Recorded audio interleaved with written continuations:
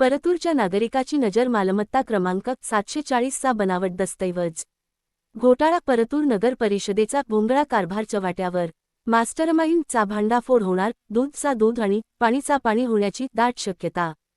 परतूर नगर परिषदेच्या प्रशासकीय वर्तुळात सध्या एका मोठ्या घोटाळ्याची चर्चा रंगली असून मालमत्ता क्रमांक 740च्या संदर्भात झालेल्या फेरफारामुळे खळबळ उडाली आहे।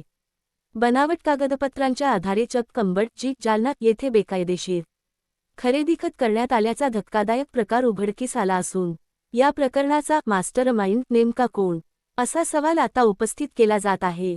येत्या मार्च महिन्यात होणाऱ्या सर्वसाधारण सभेत या विषयावर दूधचा दूध आणि पाणीचा पाणी होण्याची दाट शक्यता आहे। परतूर तालुक्यातील सर्व नागरिकांचे लक्ष आता मार्च महिन्यात होणाऱ्या सर्वसाधारण सभेकडे लागले आहे। या सभेत नेमकी काय चर्चा होणार, सत्ताधारी आणि प्रशासन या घोटाळ्यावर काय भूमिका घेणार, याकडे सर्वांच्या नजरा आहेत। हा भ्रष्टाचार उघडा पाडला जाणार की नेहमीप्रमाणे तडजोड करून प्रकरण दाबण्याचा प्रयत्न होणार, याचीच चर्चा सध्या गावभर सुरू आहे। मिळालेल्या माहितीनुसार नगर परिषदेच्या अधिकृत रेकॉर्डमध्ये फेरफार करून मालमत्ता क्रमांक 740चे बनावट कागदपत्र तयार करण्यात आले। विशेष म्हणजे हे खरेदी खत परतूरमध्ये न होता अंबड येथे करण्यात आल्याने यामागे मोठे अर्थकारण आणि नियोजित कट असल्याचे बोलले जात आहे।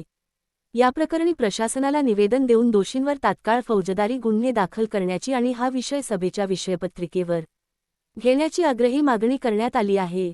सभेत नेमकी काय चर्चा होणार, सत्ताधारी आणि प्रशासन या घोटाळ्यावर काय भूमिका घेणार, याकडे सर्वांच्या नजरा आहेत। हा भ्रष्टाचार उघडा पाडला जाणार की नेहमीप्रमाणे तडजोड करून प्रकरण दाबण्याचा प्रयत्न होणार, याची चर्चा सध्या गावभर सुरू आहे।